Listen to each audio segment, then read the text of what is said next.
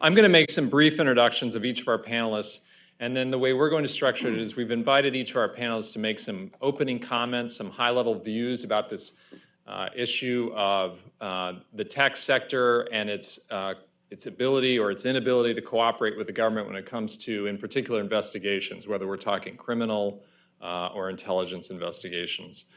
So by way of introduction, just going in alphabetical order, we are joined by Craig Albright.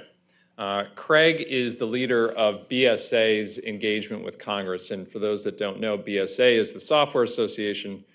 So they are a trade group representing companies that are in the software space. Prior to being at BSA, Craig was at the World Bank, where he was the group's special representative for the US, Australia, Canada, and New Zealand. He also spent a number of years in government, in the US government, at the George W. Bush White House, where he was the special assistant to President George W. Bush for legislative affairs. He was also the deputy assistant to Vice President Cheney for legislative affairs. And before that, he spent a number of years in leadership positions on the Hill. The next person who will be here momentarily, Stewart Baker. Stewart is a partner at the law firm of Steptoe & Johnson, where his practice focuses on international trade, telecom, internet, media, and in general, the cyber economy. In terms of Stewart's public service, he was the Assistant Secretary for Policy at the Department of Homeland Security during the Bush administration. Stewart was also the General Counsel at NSA. Our next panelist is Mark Champeau. Mark kindly joined us. Mark is pinch hitting for Beth Williams. Given yesterday's news, we can all appreciate that Beth is probably busy. But Mark kindly found some time on his schedule to come over. Mark is the Principal Deputy Assistant Attorney General at the Office of Legal Policy at the Department of Justice. Prior to coming into public service, Mark was a partner at the law firm of Davis, Graham, and Stubbs. He also spent some time at Kirkland & Ellis, where his practice focused on litigation. Our next panelist, Scott Kieff.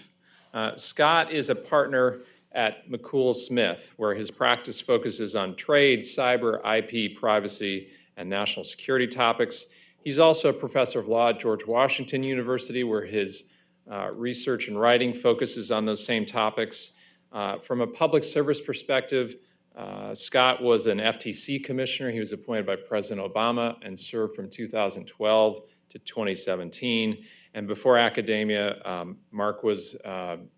Scott was in private practice focusing on IP litigation. And our final, but certainly not our least panelist, is David Kris. David is the founder of Culper Partners, which is a consulting firm. They advise technology companies and clients on issues on technology and public policy. In government, David served in both career and political positions in both Republican and Democratic administrations. Most notably, he was the Assistant Attorney General for the National Security Division at the beginning of the Obama administration. He has been a general counsel. He's been a deputy general counsel. He's been a chief compliance officer at large corporations. He also teaches national security. And he's the co-author of the leading treatise when it comes to national security investigations titled National Security Investigations and Prosecutions. So I thank all of our panelists for being here. We thought the way to set the table would be to ask our representative, Mark Champeau from the government, to talk about the administration's view on cooperation between the tech sector and the government. Where are we today? Where is it going? And how does the administration see the future? So, Mark? Great. Thank you very much, Matthew. It's a pleasure to be here today, and I want to thank Federalist Society and also the National Security Institute for hosting this conference. As Matt mentioned, Beth Williams, our Assistant Attorney General in the Office of Legal Policy, had hoped to be here today sharing the remarks that I will be sharing with you instead. One of the things we do at the Office of Legal Policy, as many of you know, is we help the White House fill all of the judicial vacancies. Currently, we have 140 judicial vacancies, and that keeps us very busy. Despite that, Beth was going to be here, but yesterday we got one additional vacancy that just, I guess, put us a little bit over the edge in terms of resources. So she is sad not to be here today, and I'm sorry you get the B team instead. But We are very engaged in these issues because they are certainly some of the most important that we face at the Department of Justice in terms of law enforcement and counterintelligence today. And they're some of the most important issues that we face as a society, both from a business perspective and also from a national security perspective. Gone are the days when foreign actors target primarily or target only or even primarily our military or our government. The success of American technology and the information that American technology providers have is the envy of the world. And those who have not developed it or don't have it seek to steal it, use it, or disrupt it, whether for their own self-interested commercial advantage or more maliciously to harm our country. While companies may see themselves as global entities with worldwide reach and customers, that is not exactly how our adversaries see them. They see many of these companies, many of your companies, as American targets. Now, the question for the panel today is, what duties do American technology companies have to assist the government? And that's a big question. It extends beyond legal duties, of course. All of these companies have great, really smart lawyers that advise them about what is required of them under the law. We think the broader question is, are companies citizens? And if so, what are their duties to assist, their duties as citizens to assist our democracy against foreign actors?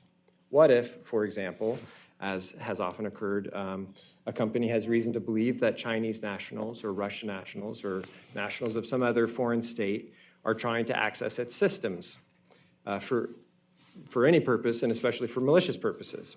Does it have a duty to inform the government and assist the government in locating the threat?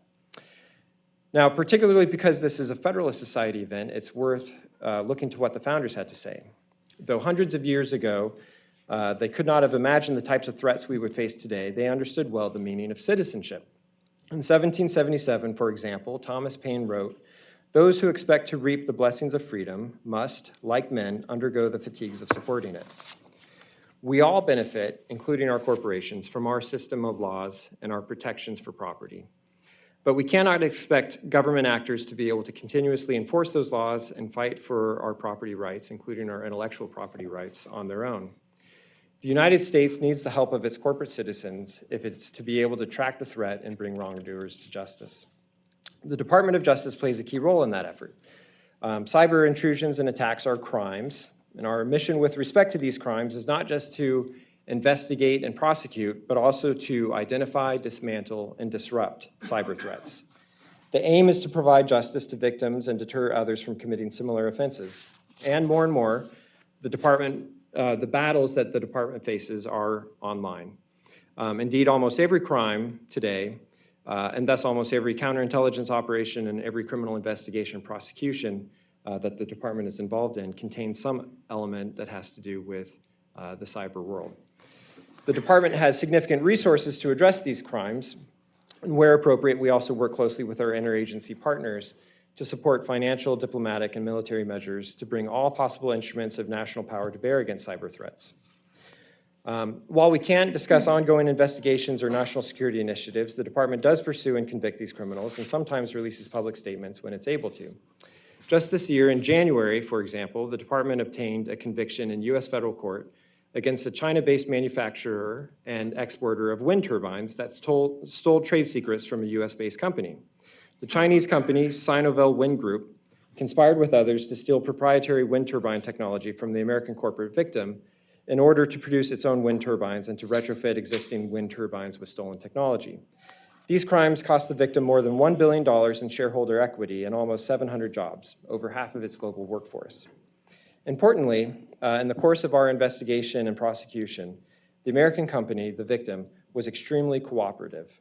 Among other things, it made its employees available to be interviewed by investigators and prosecutors, sometimes on multiple occasions, and provided other valuable assistance in terms of information gathering and building the evidence. The case is set for sentencing on July 6th, next week. It's the department's hope that at that time, the court will award restitution to the U.S. company and appropriately sanction the criminals.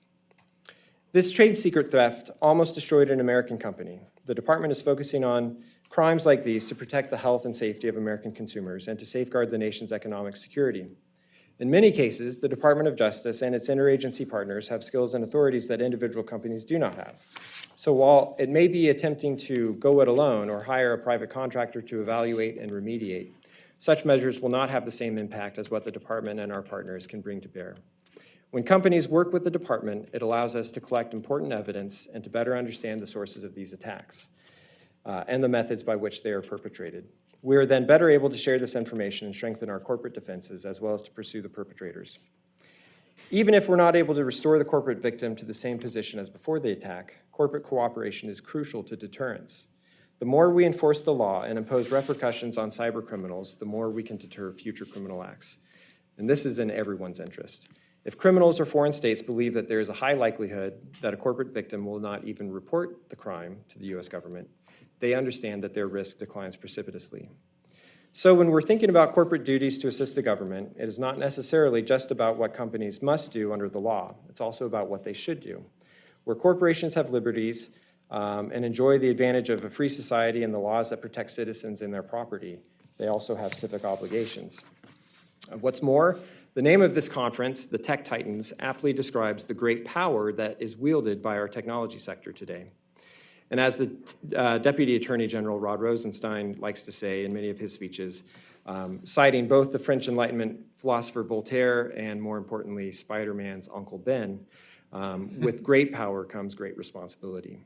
So I look forward to our conversation today and even beyond that, our continuing dialogue and partnership on these important issues. Thank you. Thanks, Mark. David?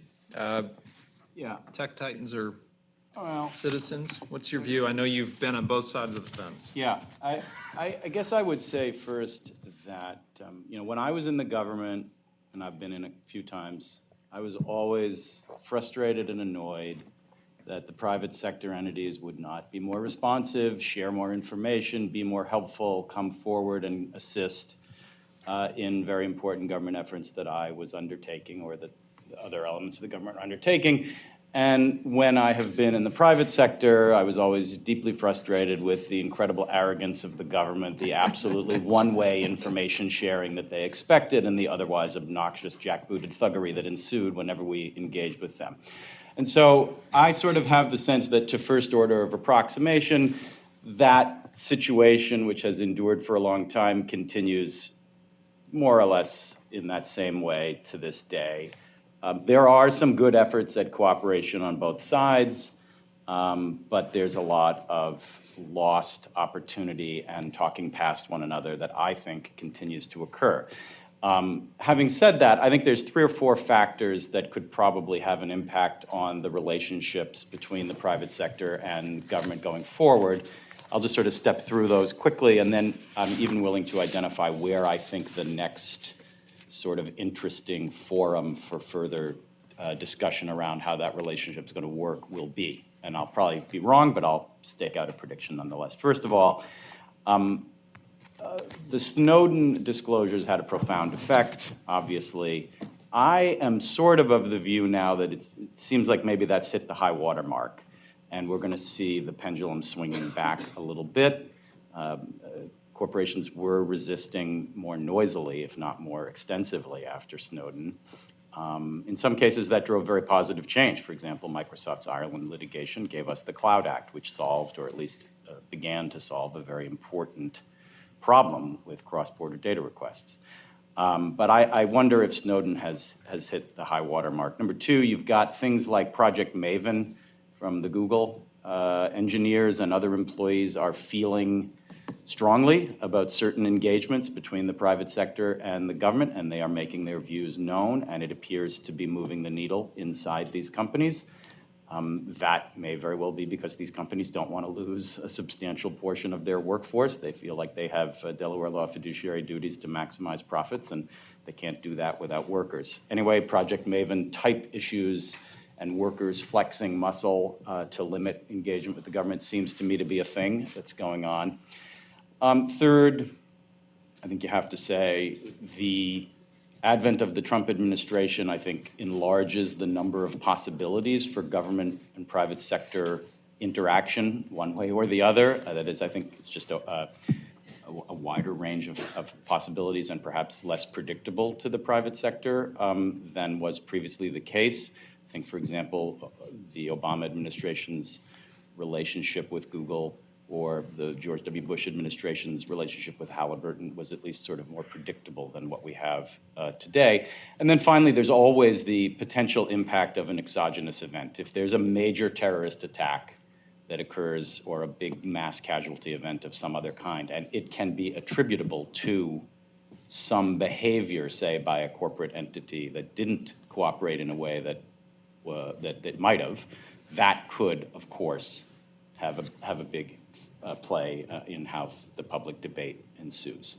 So that's sort of how I'm looking at it. I think the area in which a lot of this may play out in the near future is under the auspices of technical assistance. There are about a dozen or more technical assistance provisions in various parts of federal law, Stored Communications Act, Wiretap Act, FISA, and so forth. These provisions allow the government to get either a court order, in some cases an AG directive, that compels a provider to provide not just data but technical assistance to the government in carrying out a wiretap or some other kind of investigative activity. It's, to me, a big but somewhat immature area of law, and it seems to me almost inevitable that we're going to see pressure in that area. So like what we saw maybe on the encryption battles over the iPhone, which took place under the All Writs Act, but I think in maybe a more focused way going forward in the next couple of years, that seems to me to be the next major rule of law battlefront for where the government and private sector are going to work their relationship out. Thanks, David. Craig, I know you're a member organization. You're representing the Software Alliance. I know you also wanted to make it clear that you don't represent in your organization the major social media companies. But that being said, obviously there's a lot of intersection between your membership and the U.S. government. Would love to get your thoughts on the topic. Thank you. Yeah, and thanks for putting this together. It's a great panel, and appreciate the opportunity. So at BSA, our companies offer products in the consumer space, in enterprise, so selling to large businesses, and the government. So all of those relationships are important for our companies. And as we approach these issues, we think about all of those different markets. And we're also a global organization, so we do policy advocacy here in the United States, as well as Europe and Brussels and a variety of capitals, and Asian capitals and Latin America. And so we oftentimes will bring an international perspective to some of these issues as we think about them. And maybe just to state the obvious up front, as we approach these issues, we think of the industry as largely in the middle. The industry, technology industry and the software industry are not the law enforcement officers who are tasked with keeping us safe and preventing crimes and prosecuting. And they're not the criminals who law enforcement are pursuing and investigating. They're in this middle space and have obligations and responsibilities to their customers and to the government. The industry are what oftentimes what they would like to have is clarity about what laws and regulations require. Long-term predictability is great from a business perspective, and that's oftentimes what is desired, and oftentimes what we are advocating for. But that's not always easy because of a variety of factors. I'd say that the relationship between the technology industry and the software industry and law enforcement is very, very important and very robust.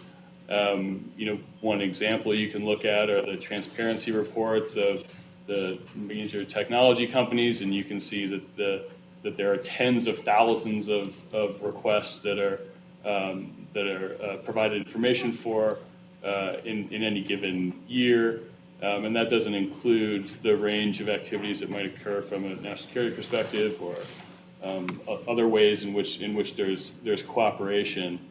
So it's an important relationship, and it's a robust relationship. And there's a recognition, I think, by everyone involved that the information technology network in the United States is an important tool for law enforcement to carry out its needs and its mission, and that relationship is important. And oftentimes, most of the time, progress is made when there's collaboration, where people are sitting down and talking to each other and trying to figure out how to work out problems. So that's oftentimes what we're advocating for is let's not argue, let's figure out ways we can sit down and try to work things out. One of the areas where we advocate a lot is in modernization of laws and regulations, because there's just a lack of clarity. We've had a massive increase in the amount of data that's created. We've had a massive increase in the amount of cloud computing that's available. We have remote computing power and processing power, and that's a whole different change to the information technology infrastructure. And laws and regulations oftentimes did not imagine the technology as it exists. And the amount of data that's going across borders is growing astronomically also. So there are areas, David mentioned the Cloud Act. We would feel very pleased that we were able to, that the Congress was able to pass that into law. That's an example. Our industry supported that legislation. The Justice Department supported that legislation. We think it's a good example of where there was modernization needed, and parties were able to come together and work something out and modernize the law and support cooperation between the industry and law enforcement. And there are other areas that we think we can pursue that kind of cooperation and continue to advocate for them. One dynamic, just to put into this, it's good that Stewart just showed up because he's familiar with this one. From an international perspective, there are dynamics here where other countries try to put pressure on United States policy and United States laws, and will often try to leverage the commercial relationship in order to do so. And that's certainly the dynamic we see between the United States and Europe, where Europeans have feelings about the extent to which European data should leave the continent, and what rules should be around that.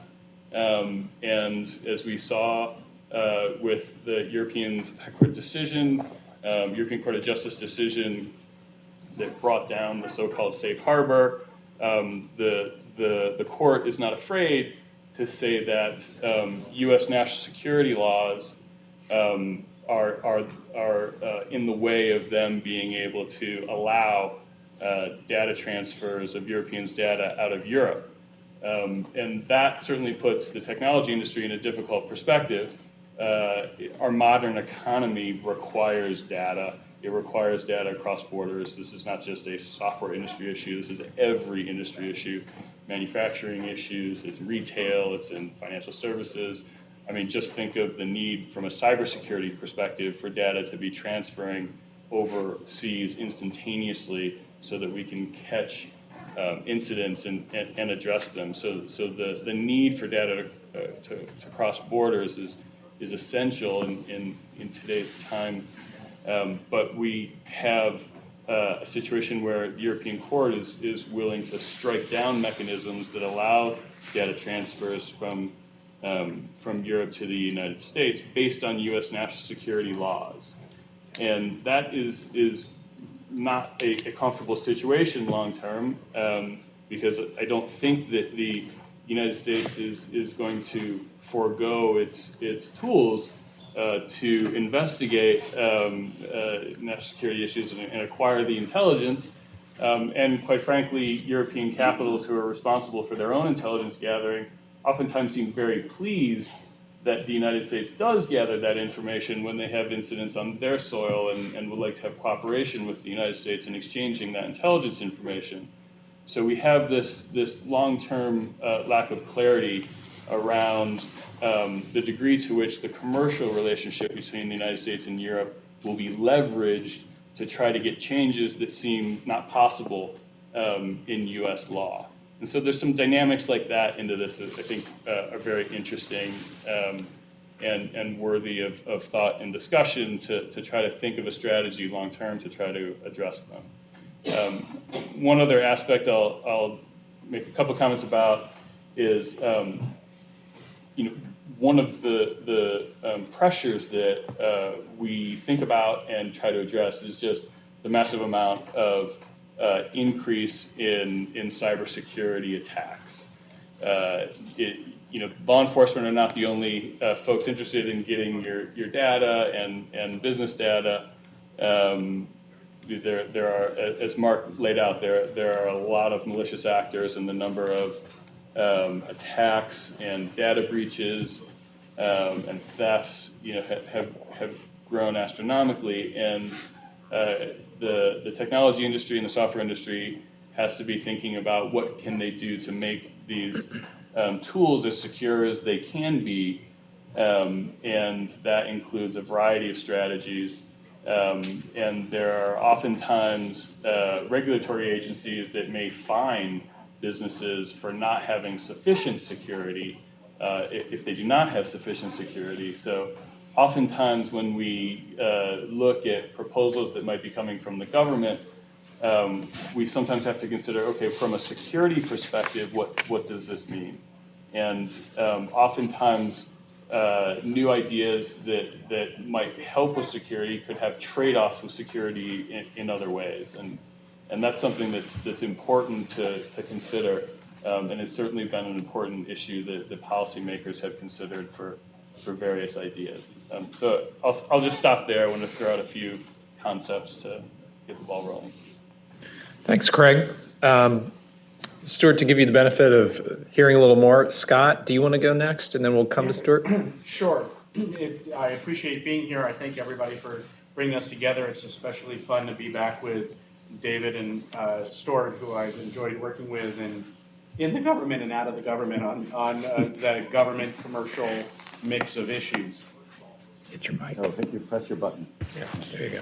Okay, sorry. It's especially fun to be back with Stewart and David, who I've enjoyed working with on these issues in the government and out of the government, and it's a great set of topics. Let me start by answering the question. So we're asked, is there a duty to cooperate with the government? So I'll give a short answer, yes, but not in the way the question's asked. I don't know that the duty is best viewed by either the government or the corporations as a duty to the government. As somebody who spends a whole lot of time working with corporations, teaching corporate law, thinking about markets, and thinking about investors, I think the duty is to the corporation. I think the duty is to the corporation and to the corporation's owners and investors to cooperate with the government. And here's how. David tells a wonderful story of the titans of power clashing with each other, the titans in industry clashing with the titans in government. But rather than beat up on each other, I know it's fashionable on television today to yell and scream. What if we cooperated?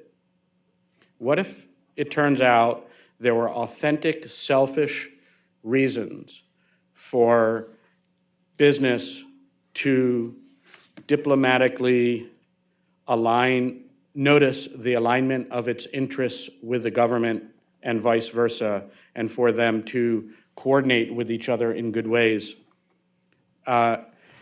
As a law professor, you got to start with something the government could do. All right, I'll tell you something the government could do at a policy level. On the last panel, there was a discussion about optimal scale to avoid complexity, to improve security, as though putting all of your eggs in one basket is a great thing. Just ask the friends of Bernie Madoff. That doesn't always play out so well. I agree that leaving all your Lego blocks on the floor and having maximum complexity is itself a separate risk. But I do think there can be deliberate choices to blend complexity and scale. And at the national policy level, here's a concrete example. You could envision a patent system, perhaps augmented by an antitrust system, that would facilitate the arrival into the market of a large number of varying sized firms, big firms, medium firms, and small firms. And if that were the domestic industry in the United States, in high-tech, med-tech, fintech, and other related sectors, I think that would have increased national security strength, increased protection for the individual corporate enterprises, improve our economic growth, and I think that that would also improve the rate of the commercialization of our new technologies. How do I come to that hypothesis? That's exactly what the Carter administration set out to do, and the Reagan administration did do. There were not a lot of things those two administrations agreed on. This was one of them, and it played out to very good effect in the 1980s with our biotech sector, for example. What is one thing the current government is doing? If you look at the national security strategy and its alignment with the national defense strategy and their alignments with EO 13806, you can go online and search through your favorite search engine for the Eisenhower Conference Working Group, and you will see a massive, unclassified, and therefore searchable on the internet and easy to read about, rollout of effort by defense, a big part of the government, to engage the commercial sector in a very significant way. And to engage the commercial sector with two ideas in mind. One, the commercial sector is at very high risk and may not know it. And there are ways in which the commercial sector and the government sector can collaborate. What am I doing in my lawyer role as a partner in McCool? What am I seeing as I talk to people in executive suites in the United States or North America more generally, Europe, Korea, and Japan? I'm seeing that governments in those parts of the world and companies in those parts of the world have a lot of alignment of interests with each other. And there's a lot of room for lawyers to do a lot of help. And this is a different kind of Titan warfare that I would recommend. State litigation, investor-state litigation, business-to-business litigation, what you might call lawfare. Not lawfare as the current blog defines it. Lawfare as the current blog defines it is the law of national security. I'm talking about lawfare as professional lawyers think about it, which is using the tools of law as it exists on the books to engage in a much higher stakes set of interactions for corporations and for parts of the governments who are our friends. I think there's a lot of positive effect that can come from that. And is the world so bad if we as professional lawyers practice our profession in furtherance of our corporate clients' interests in ways that happen to improve national security? Thanks. Thanks, Scott. Stewart?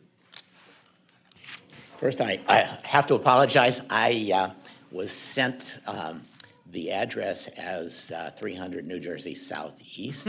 I was on time for the Cannon Building, but it took me a while to get here. So let me talk a little bit about this incentivization problem and working with government. And I would start with the proposition that the problem today is that Silicon Valley is incentivized to cooperate with every government except ours.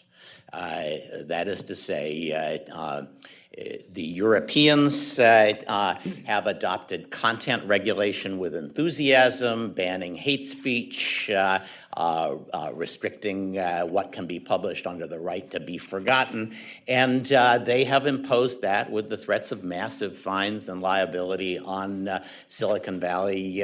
I was saying to another government, talking about regulating for cybersecurity and the European approach, I said, well, frankly, it's just easier to regulate if you don't have an industry of your own.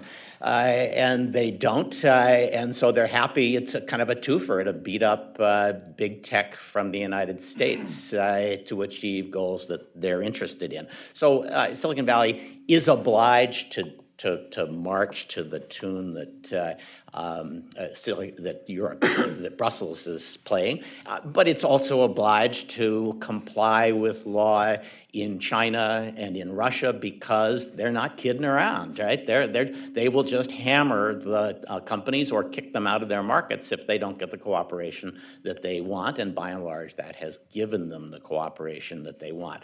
Whereas in the United States, Silicon Valley has plenty of lobbyists. They represent lots of jobs in the United States, and they don't mind fighting the U.S. government. I found this often when I was representing Silicon Valley companies. When they got a government order they didn't much like, if it was from a foreign government, they said, well, that's, cultural relativism. We have to, that's their society. And then they got the same order from the United States government. They said, that's an outrage. We'll never do it. That is the second problem, that Silicon Valley tends to interpret the regulatory guidance that they get from abroad through a uniquely Silicon Valley prism. So when they're told to eliminate hate speech online by the Europeans, they just don't have any trouble agreeing with the Europeans that hate speech is pretty much anything that Trump voters say. And finding ways to disadvantage it in subtle and unsubtle ways. Only the U.S. government is in the position of saying, well, maybe that's a First Amendment problem for us to try to tell them not to do that. Everybody else around the world is happy to say, no, those Trump voters, yeah, we can all agree that they shouldn't be talking. So I do think there's an incentive problem, but it's not about U.S. government regulatory authority. I think this leads Silicon Valley into remarkably foolish things in the wake of Snowden, when all of the rest of the world was complaining about privacy and the National Security Agency. Silicon Valley embraced with enthusiasm the idea that there ought to be TLS everywhere. The HTTPS encryption of links back to the site that you're going to ought to be encrypted. And the enthusiasm for that was not because there'd been a lot of compromises, but because the compromises had mostly been by the National Security Agency. And everybody around the world and in Silicon Valley was mad at the National Security Agency, and they thought this was a good way to cock a snoot at the agency. Ironically, it turned out that the victims of TLS everywhere were local law enforcement everywhere except the United States, which could serve warrants. That led to mass localization requirements and ultimately to the Cloud Act, as law enforcement woke up to the fact in other countries that they were never going to be able to intercept another communication on the internet, even if it was a communication between two people inside their country. And they got mad. They used localization and privacy as a stick to beat Silicon Valley with, and the result has not been a policy that Silicon Valley should be thrilled by. Last point that I would make is, and I don't know, I'm guessing we didn't talk much about it here, phone encryption.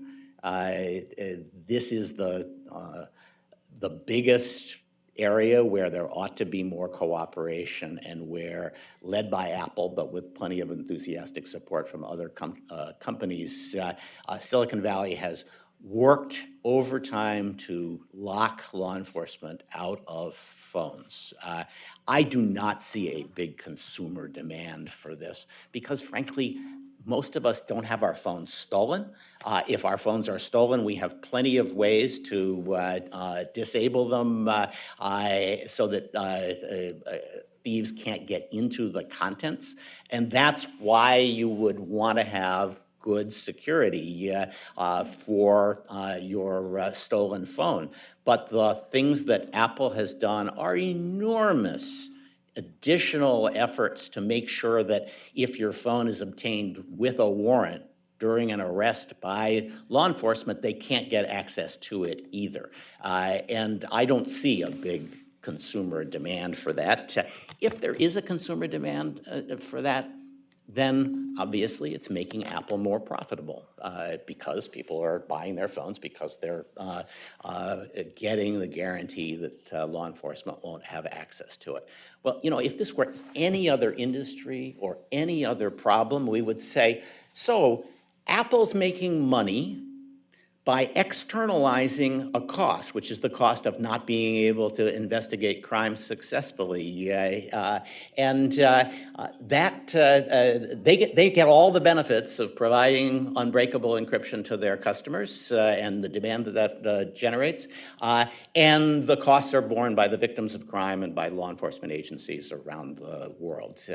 And again, if we were analyzing this in a standard public policy way, we'd say, well, fine, we should make them pay for the harms that they have externalized by imposing strict liability on Apple and other companies that create unbreakable encryption that law enforcement can't get into. They should just pay the damages if phone's encryption prevents a successful investigation of a crime or prevention of future crime.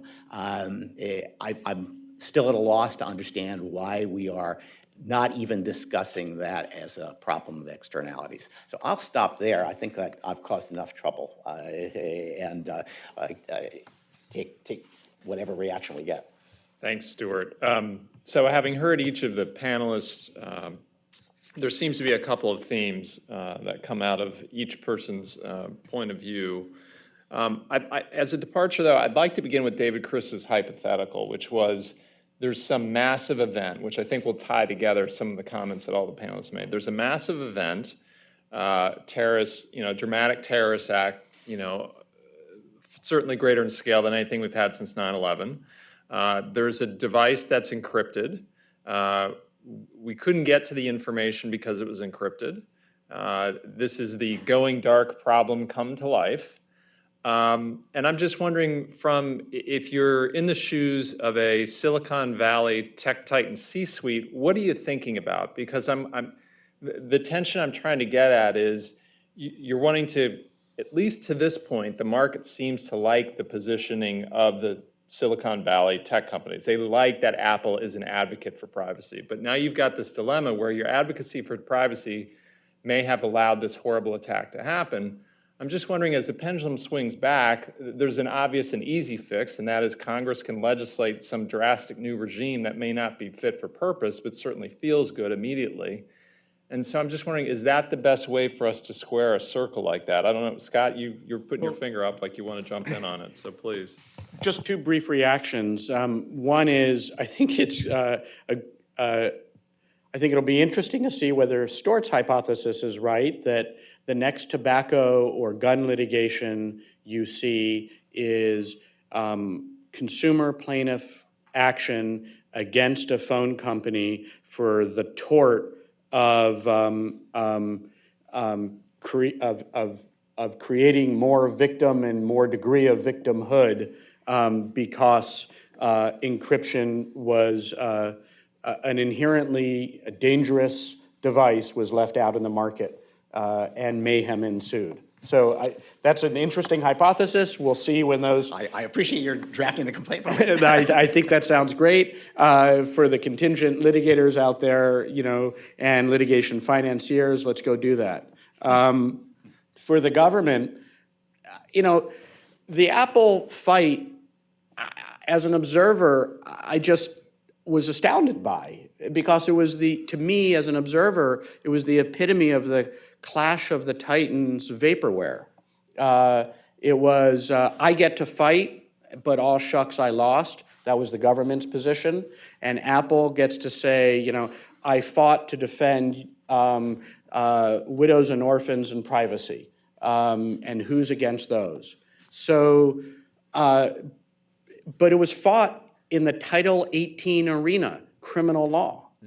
And you don't have to be a math major to get that if they call something Title 18, it's because they got 17 more on the shelf before, and it's a decent hypothesis they've got a bunch after. The federal government's got a lot of authority or power. Title 18 power is only one of them. The federal government could have walked into Apple and taken the key. That's called a taking. The government is not prohibited from taking, at least under current law. The government has to take and pay. But that's fine. The Fifth Amendment says take and pay. So the government could have taken and paid. The government has lots of authorities to act. And the very public fight, the clash of the titans over the phone key, was all about look over here, but don't consider the many other titles, like Title 10 authority, Title 50 authority, Fifth Amendment power. There are lots of other powers. So Craig, do you want to get on that? Sure. I love having Stewart on a panel. If you don't listen to his podcast, you should, because there's lots of entertaining dialogue like he provided us here. But I think on this question of the phones, there are misconceptions out there that I think are unfortunately undermining the ability to really make progress on this issue. Unfortunately when we hear statements like the companies have been working overtime to thwart law enforcement, or that advocacy for privacy has resulted in a terrorist attack, are things that are just not true, and unfortunate, because that's where the debate gets inflamed and people go to their corners. And we see that from the Inspector General's report that the DOJ didn't pursue all the means that it might have had to unlock the phone. And we know that they mishandled the phone, where they could have gotten more access to it if they had understood how to handle the technology more effectively. And we see the government putting out numbers of the number of encrypted phones that are preventing them from pursuing cases, and then it turns out, well, that number is actually dramatically lower than what had been reported. And so there are a lot of misconceptions about this issue that are unfortunately fueling a debate that's overly heated. And one of the potential tragedies of this inflamed debate is missing a very important, large part of this challenge, which is law enforcement's inability to understand how to utilize the technology, which is very understandable. You can't expect law enforcement officers in states and localities and counties and the FBI itself to know the best way to handle the technology, or to know what information is available to them. And it's very complicated. There are lots of different devices, and if you're not a technology person, you're inhibited. And we talked a little bit about the need to modernize. David touched on this. Does the government provide sufficient training for opportunities for law enforcement? Do they have one-stop shops where law enforcement agencies can go to try to get information about how to handle the technology? What opportunities is the technology industry taking advantage of to engage in these educational sessions? Where are the congressional hearings providing oversight for the mechanisms that the government has in place already to provide this kind of education and technical help? Is it sufficient? These are very important questions that we think need to be addressed in order to understand and address the challenge that law enforcement has. How much of this, it can be oftentimes be framed as this is a phone encryption issue, which is a very small aspect of the issue of the law enforcement being able to get access to digital evidence. And I think we need to understand what percentage of the problem is on phones, and what percentage of the problem is all these other means that law enforcement struggles to get the evidence that they need. One other point that I'll make is that that the number of data breaches, the number of security incidents, what you have seen is that with the increase in security on phones, the number of data breaches that are attributable to lost or stolen phones has dramatically decreased. And these data breaches are not just about taking your personal information. We're talking about phones that can hook into critical infrastructure. We're talking about kidnappers that are trying to get information about where children may be. This is not a theoretical problem that security is trying to address. This is a real life problem where we have data breaches that need to go down. There are lots of people around town who are focusing on legislation or other initiatives to be able to bring down the number of data breaches, to be able to bring down the incidents in which lost or stolen phones contribute to security issues. This is not a theoretical issue. It's an issue that a number of people are focused on and trying to pay attention to because it's important. And it's important to recognize that as more security has been added into phones, the number of incidents that have taken place as a result of lost or stolen phones has gone down. And this is something that is beneficial and desired from a public policy perspective. David, and I know you've got maybe a comment on that, but as you lead into that, I'm wondering your thoughts, when we talk about the San Bernardino case, which is sort of the item that gets highlighted by the going dark advocates, is that more exception than rule? Is there more good news to report out there than you might see in the headlines? I'm just wondering from the perspective of the level of cooperation and the quality of cooperation between government agencies and the industry right now. Let me start with that and then wrap back to sort of following up and agreeing with a good deal of what Craig said. If you look at the providers' transparency reports, which are issued on a 6-month basis, you see a substantial amount of cooperation that is occurring without generating any headlines. This is a classic, sort of dog bites man situation. It's not worthy of attention, but their response rates are, in the 70s, 80%. I think they did. We only started issuing these and seeing them after Snowden, so you don't have a before Snowden baseline, and I'm, so it's limited by that. But it is not as if there is broad-based civil disobedience occurring across the spectrum, even if there are some significant and, in many cases, noisy, highlighted disputes that occur. Getting back to the sort of possibility of an external event, which I brought up, it's important to remember, I think that could go either way. That is, there could be a terrorist attack in which the Bureau is monitoring some bad guys who are talking on an open channel, and then just as it starts to get interesting and exciting, they migrate intentionally and explicitly to an encrypted channel, and there we later learned, due to forensics on a device of a dead bomber, they plotted and had the Bureau had access that would have saved the day. It also could be the case that a software maker is compelled in some way to write code that creates a vulnerability that the Bureau can exploit in order to stop the attackers, and then you have the next WannaCry on steroids.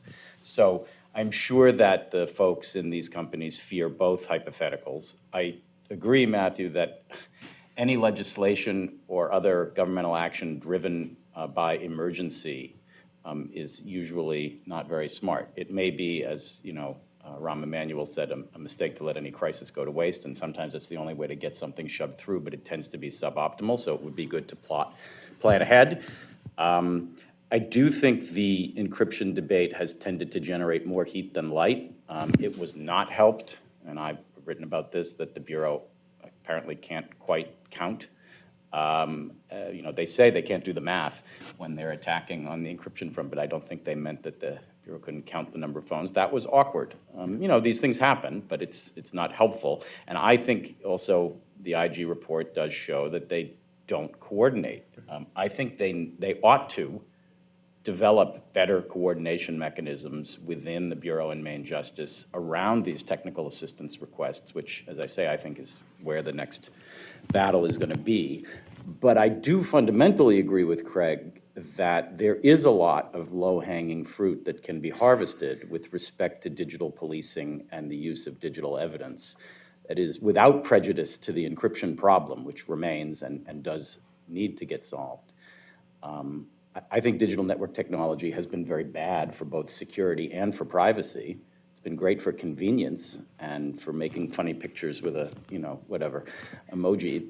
So it has wonderful things. I don't mean to criticize it, but I do believe it has hurt both privacy and security. And it does seem to me that, again, without prejudice to encryption, there is considerable room for improvement, particularly among the thousands of state and local law enforcement agencies, the sort of non-elite, not as well-funded agencies, for improvement there. And I think that'll help. It won't solve. I don't mean to suggest it's a distraction from it, but I think there's a lot of skill and expertise and capacity that could be developed with respect to digital evidence, which we ought to do regardless of what we do on these other issues. Yeah.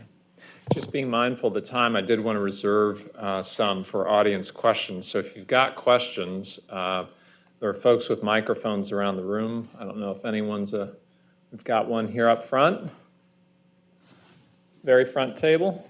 I just want to let you get a mic because we're streaming this so people sitting in front of their screens can hear you. Right here, gentleman right here. It's good to see Stuart Baker on the panel. It makes me feel almost young. Like Mr. Kris, I believe the Justice Department reached its high water mark of rationality when I was there, and things fell off a little later. But Mark, let me ask you this. Among the reasons why some companies don't want to cooperate with criminal investigations where they are clearly victims is the fact that they're beset by regulatory agencies, the SEC, the FTC, the Office of Civil Rights. It goes on. Now, much of what and of course, public companies will have disclosure issues. Many things, of course, are the product of negligence that companies don't want to have disclosed. And there's, of course, no preemptive legislation, so that even if agreements can be reached at the federal level, they're not immune from activity by state attorneys general and private lawsuits. To what extent, if any, has the criminal division been considering a way to have, say, a presumptive standard, say NIST compliance, that would get somebody over the hurdle and could get qualified immunity and then cooperate with the department? Great. Well, thanks for that question. And as someone who's not in the criminal division and also, the typical sort of one-way information flow of the government that David was talking about, this is all very information. Unfortunately, I can't tell you anything interesting or not much interesting. What I can say is we are very aware that there are obstacles in the way that or that companies feel and whether they're real or perceived, they're equally forceful as an impediment to reporting to law enforcement. Now, there's the regulatory regimes and the regulators, and they have their own sticks and carrots to try to get companies to report or self-report when there are issues that implicate SEC or FTC, things like that. The FBI and the Department of Justice, we're not regulators, so we try to treat the companies as victims and try to treat instances that are reported to us as instances of crime that need to be investigated. We're not interested in turning that into a regulatory event, and we understand that in order to encourage the reporting, that we need to make sure that those instances where people report to law enforcement, to the FBI, are kept confidential to the extent possible and permissible by law, and that the data any of the information or data that's provided to the FBI or shared is kept confidential and protected as much as possible. We understand it's not perfect as it is right now, and there's definitely things that are constantly being looked at, and so to what extent I can't say more than that, but everyone's aware that there are impediments, additional impediments, real or perceived, that need to be addressed. But if I could just, what Mark and his colleagues are doing in the government as professionals will help, and you're hearing that. And what you, the questioner, and your colleagues are doing in the private sector with anxiety about the plurality of touch points and exposure is a cry for help that is being heard. Let me offer a neutral private ordering solution that my colleagues and I are seeing demand for, and as a result, we're supplying and others are supplying, which is the private sector, in the words of Spinal Tap vintage movie and TV references, the $6 million man, we have the technology, we can rebuild him. You in the private sector, we in the private sector can mitigate a lot of the anxiety the question presumes by building compliance operations inside corporate and law firm and accounting firm and financial firm enterprises that are mindful compliance operations, mindful of Foreign Corrupt Practices Act and AML type concerns, mindful of trade, antitrust, national security concerns, mindful of David's elegant point about both privacy and security suffering at the same time. In the financial space, for example, you have to, on the one hand, not know your customer while knowing your customer. That's okay. The trick is there are ways to build compliance operations in that setting. They are admittedly somewhat expensive, but anything that mitigates the high degree of risk premised by the question is going to be worth that.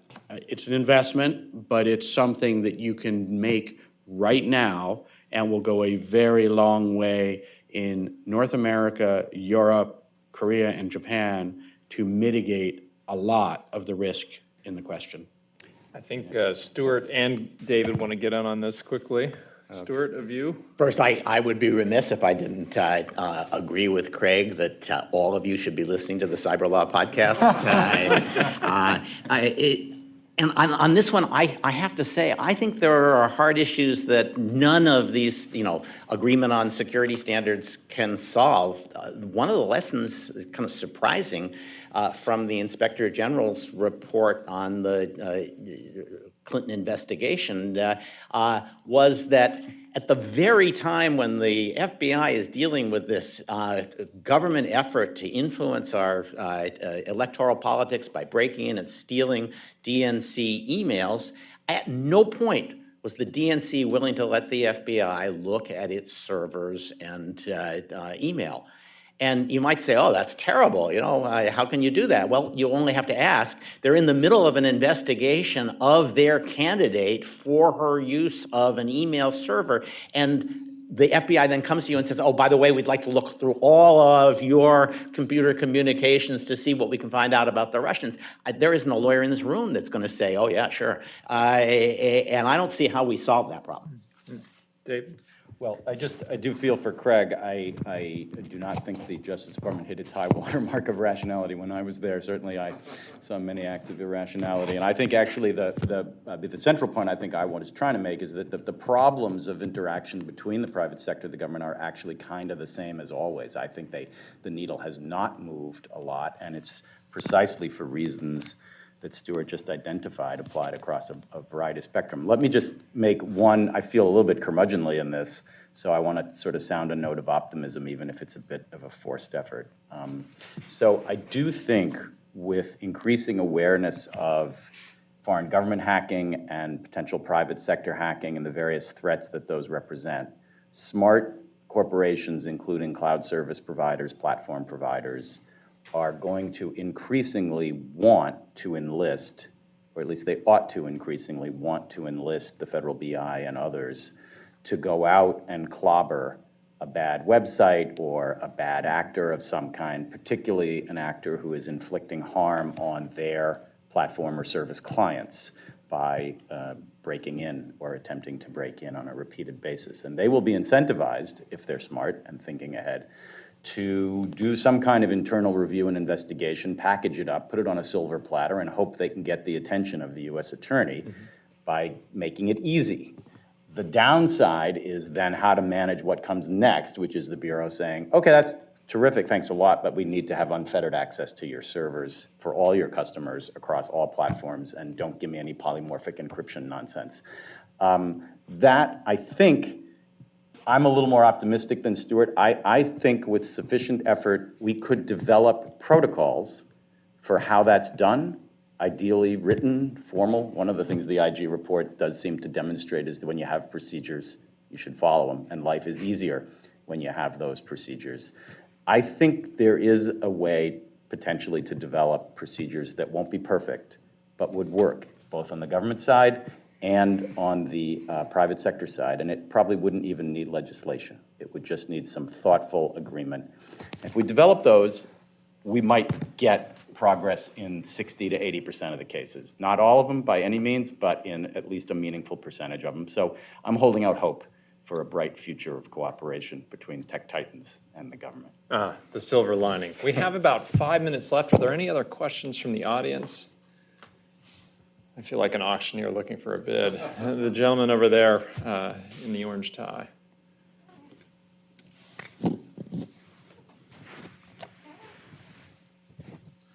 Thanks very much for coming out and speaking to us.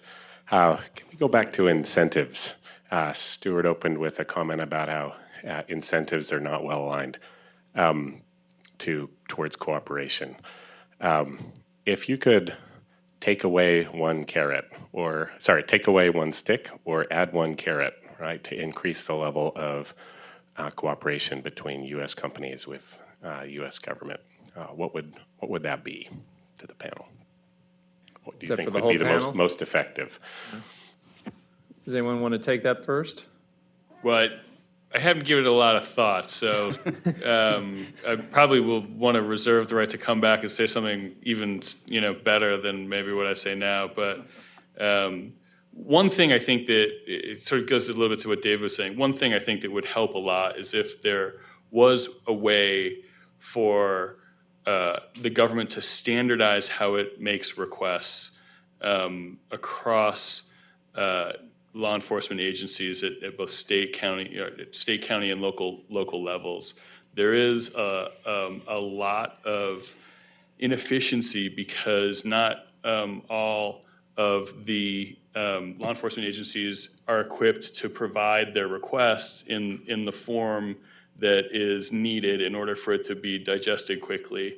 And if we could wave a magic wand and create a standard by which all law enforcement agencies across the country could put their requests together in a way that meets the standard, that would be a significant change.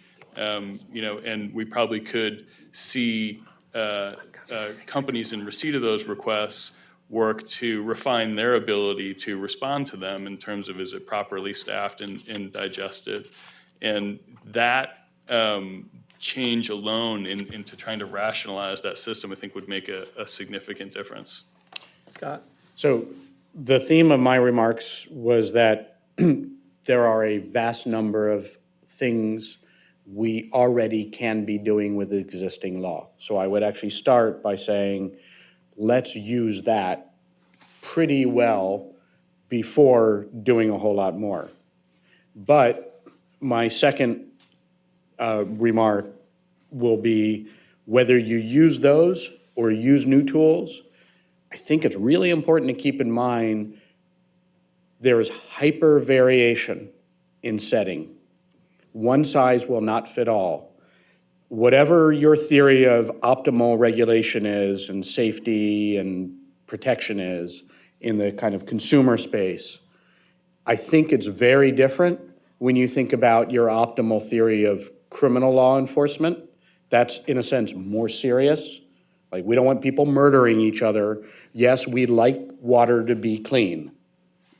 Yes, we'd like privacy to be respected, but we'd like the food not to be poisonous, okay? There are degrees. And then one or two rungs higher on that ladder is we don't want the country destroyed, okay, national security. So I think if, for example, if you're in the government and you're saying there's a phone or there's data and we need access to it, do we need access to that because there is literally a ticking time bomb that's going to cook off a major metropolitan area?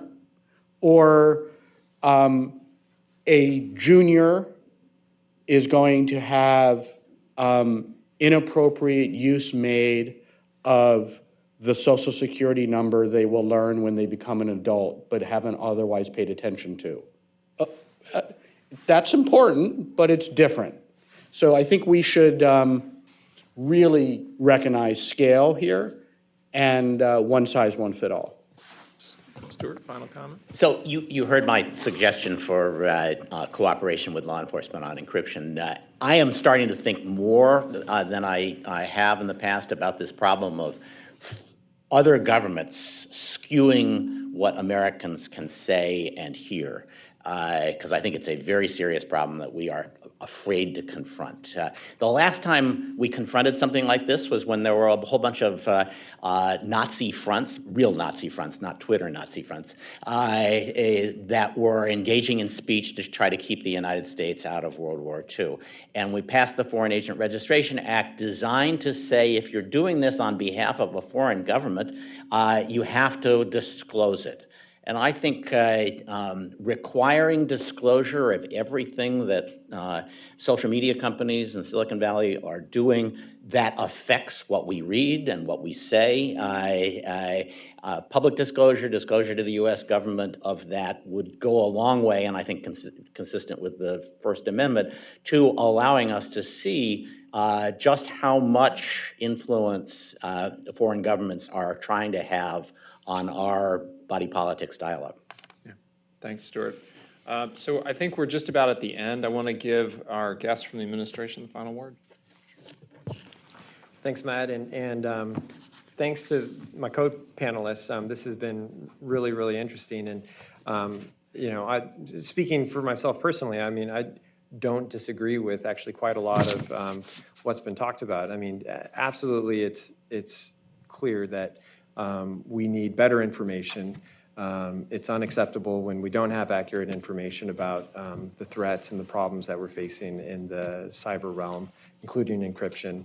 Absolutely, we need to do a better job as a government of using all the resources that are available to us and exploring all those resources. I agree with all of that. On the other hand, there's also, particularly as to the encryption issue, I think one point that I'll make, and then I have a final plug to make, is that this truly is, I mean, it's been with us for a while. The encryption issue has been around for a while. It evolves. It will continue to evolve. But it's real, and it's not just something that the federal government is worried about, federal law enforcement. It affects state and local law enforcement. It affects law enforcement all over the world. Every country is dealing with this and worried about it because where you have warrant proof encryption, you basically are inviting a law-free zone of activity. And so that's an issue that we're working hard on. Let me, as a final point, just make a plug. In February of 2018, the Attorney General ordered the Department of Justice to form a cyber digital task force to take on some of these hard issues like encryption, like public-private cooperation, like foreign influence efforts. That task force has been working hard, and the AG had ordered a report, an initial report, to be done within 6 months. So Are you on track? we're not only, and I don't know if it was actually even 6 months. It was by the end of June, and sure enough, we're on track. So I think this is already public, but the Deputy Attorney General is going to be making that public at the Aspen Security Forum in July. There's a lot of really, really good information in there. And I think not only is there a lot of good information in there, but it's not the final say of the Cybersecurity Task Force or the Cyber Digital Task Force. It's really an effort to get the department thinking analytically and in a sort of problem-solving oriented fashion to look at all these hard issues, figure out what we can do better.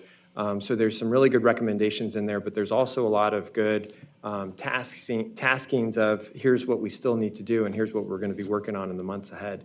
So that's something to look forward to, and I think it's just confirmation that this administration and this Department of Justice really does take these issues seriously. It's important in our law enforcement mission. It's important in our national security mission.